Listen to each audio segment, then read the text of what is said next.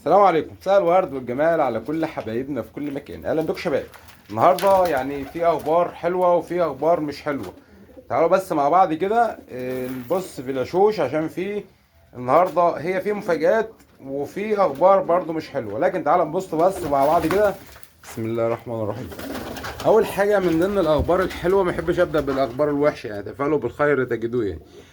ده يا جماعه خير يمام بري محضنه تحت حمام بلدي.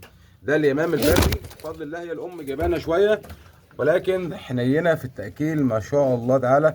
شايفين اليمام البري يا جماعه؟ سبحان الله. ده عمر النهارده تقريبا ممكن نتكلم في 6 ايام بتحضنه. طبعا واخدين منه الزغلول ده. شوف برضو نطمن، حاطين ال3 زغاليل دول تحت ام واحده وتحت حضان واحد.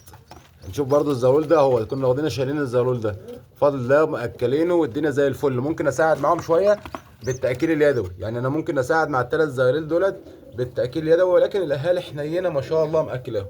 دي من ضمن الاخبار الحلوه ان الحمام حضن الامام وبقى بيأكله والدنيا معاه زي الفل. تمام كده؟ طيب تعالى بقى نروح للاخبار اللي مش حلوه. بسم الله الرحمن الرحيم. بصوا يا جدعان، بصوا يا جدعان، بصوا يا جدعان، لقيت ايه يا جدعان؟ اوبا. ده يا جدعان الزغلول ده عمر تقريبا 10 ايام. ايه سبب الموت؟ كذا سبب. ممكن الاهالي تكون مريضه وانا مش واخد بالي، لان الحمام ده بيكون مناعته عاليه، الكبير بيكون مناعته عاليه، فهنا ممكن يمرض الحمام في منتهى السهوله. وممكن يكون ده كنكر، ممكن في الغالب بيكون كنكر. والكنكر ده بيجي بسبب ايه؟ بسبب تلوث الميه او تلوث الكلفه. الميه دي يا جماعه لازم بغيرها يوميا، ولكن مش باين عليه كنكر بصراحه، مش باين عليه كنكر. انا برجح ان الزغلول ده الاهالي بتاعته مش احسن حاجه. فاعمل ايه يا جماعه؟ هستخدم الاميولانت على الميه ارفع مناعه الحمام. هستخدم الاميولانت على الميه، بدي من 5 ل 7 سم على الميه، بيظبط الحمام الكبير. وممكن ادي فلاجيل. فلاجيل برضه يا جماعه، ده الديكال ده فلاجيل برضه بيظبط الدنيا. فيلا قدر الله ما شاء فعل. ربنا يبارك لنا في العسل بقى الجميل ده. انا بفكر اخده اعوده عليا تحت، اخده اكله تحت يدوي واعوده عليا، هيكون شكله جميل ما شاء الله. زغلول من الزغاليل الصفراء ما شاء الله، حاجات شقلباظ، حاجات ما شاء الله تعالى. النتايه دي يا جدعان ما حصتش، النتايه ديت ما حصتش، داخله في شهر ونص. طيب ايه السبب؟ برضو انا كنت شاريها جديده، ممكن تكون مليسه وعامله دهون على عنقود البيض. هنحجزها لوحدها ونبدا نشتغل معاها. ده يا جماعه الايه، هزاز الشقلباظ الارض. بصوا يا جدعان، بصوا يا جدعان، ما بيبطلش لعب. نسيبوه يلعب مع نفسه شويه كده، خليه يفك جسمه شويه بس. طيب بص برضو هنا احنا كنا بنجوز، بسم الله ما شاء الله، كنا بنجوز النتايه ديت للذكر ده. كنا بنجوزهم لبعض، هم لايقين على بعض الصراحه، بس لسه اعتقد لسه ما اتجوزوش. حاططهم في عين واحده ليه؟ لان النتايه زايفه والذكر زايف. تعالوا بقى خشوا تاني، خشوا تاني. النتايه زايفه والذكر زايف، بس شكلهم اعتقد ان هم لسه ما اتجوزوش. تعالوا بس نشوف هنا كده.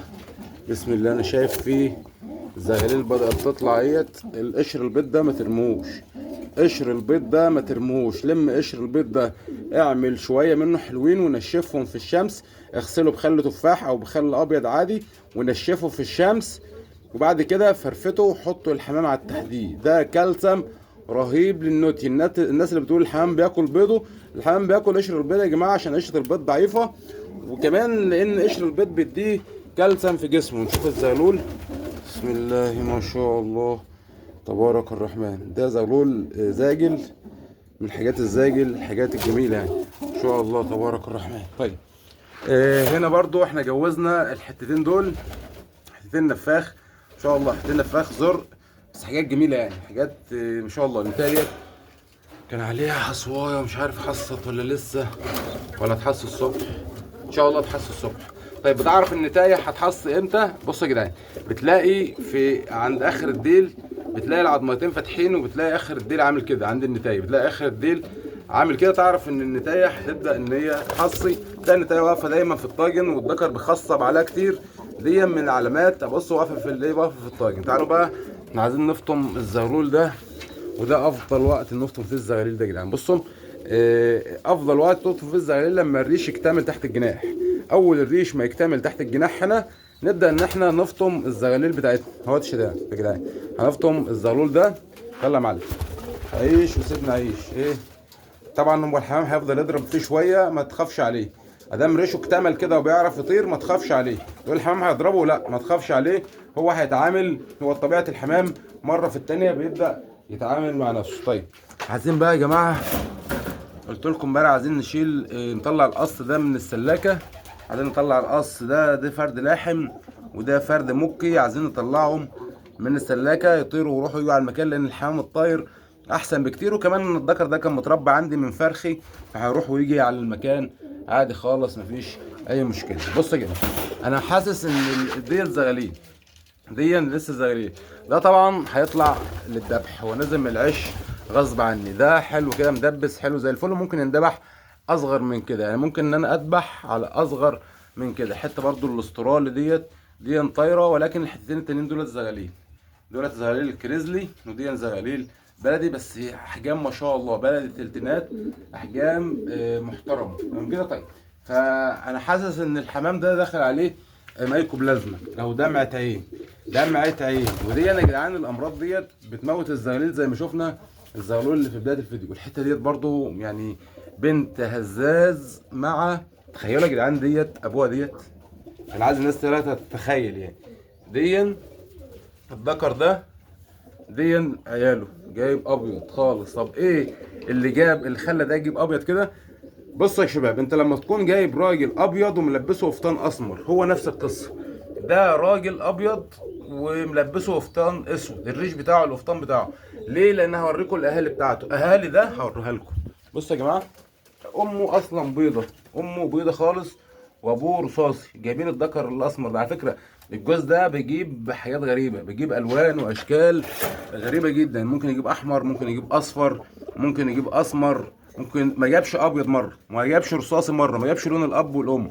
بيجيبوا اصفر، بيجيبوا احمر، بيجيبوا اسمر، يعني بيجيبوا حاجات غريبه حتى ما بيجيبوش لون. طيب الذكر ده الاسود ابنهم ده جاب لون الجدود، اللون الجدود اللي هو ده. هو معاه نتايه بلدي، يعني ما كنتش لاقي له نتايه، لسه شارين له نتايه، جايبين له نتايه. بصوا النتايه اللي هي اللي فوق ديت، هنجوزها له، ولكن لسه لما تزوف تبدا تزوف، لسه ما زافتش، هنجوزها للذكر ده. تمام. طيب قلت يشتغلوا عش، فجابوا لي الزغلول الابيض ده، جابوا الزغلول الابيض ده. دي برضو حته زاجل اهيت، حته زاجل برضو معهاش ذكر، هنديلها، هنشوف لها ذكر باذن الله تعالى. هنشوف لها ذكر منين؟ هنشوف لها ذكر من الاربع حتت دول، هنجيب لها ذكر من الاربع حتت دول. ذكورة فيهم ذكرين ان شاء الله ونتايتين، ان شاء الله هيكون فيهم ذكرين وهيكون فيهم نتايتين. بالنسبه بقى في حاجه عندي غريبه، ذكر كسخنج ده واخد نتايه كريزلي. بصوا هي اللي طالعه دي، بصوا هي اللي طالعه دي، وعاملين عش تحت، عاملين عش تحت السلاكه. فالموضوع ده مش هينفع معايا، فاحنا هناخدهم نحبسوهم عشان يكون في مكان نعرف نجيب منه الزغاليل. وطبعا ده كان فيديو النهارده. اتمنى يا شباب الفيديو ده يكون عجبكم، حطوا لايك وشير، وان شاء الله حوادث قوي جدا. اشوفكم على خير، سلام عليكم.